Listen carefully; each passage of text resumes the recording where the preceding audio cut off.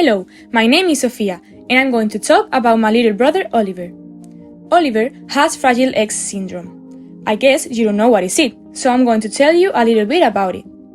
His disease is caused by rare fragile sites that, as the name suggests, are rare and only found in 5% of the population. Those are DNA sites that can be broken or mutate, and also cause disease like the one he suffered from. Strange as it could seem to you, we all have these regions in our genome. Didn't you know that? I'm talking about common fragile sites, being intrinsic to our chromosomes and present in non-individuals. They can be involved in numerous genomic alterations and are also related to tumor suppressor genes, being relevant in cancer. In the case of my brother, the rare fragile site is located at the end of the X chromosome, in an area that codes for proteins which are essential in neuronal synapses.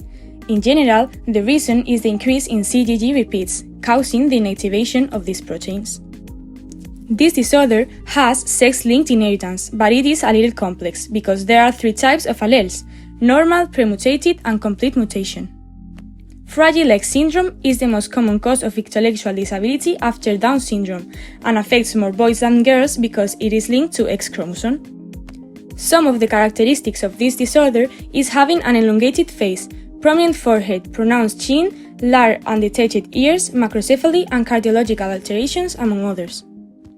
In addition, it also psychologically affects behavior, learning, and use of language. For now, my brother can lead a more or less normal life, although as he grows older, new symptoms related to neurological disorders will appear, such as dementia, Parkinson, and ataxia. Doctors give him treatments for symptoms that are appearing, such as speech therapies or antioxidants, but we have been told that he can be cured. However, apart from his illness, rare fragile sites may be involved in the development of other types of pathologies. These diseases I'm talking about are, for example, Friedreich's ataxia and Jacobsen syndrome.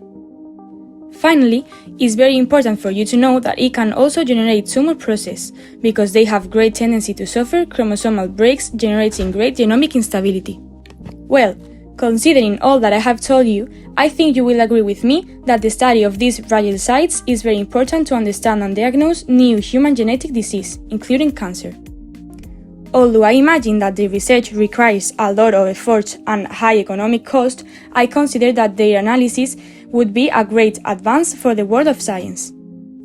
For this reason, I would be grateful for having more research, so that people like my brother can be cured.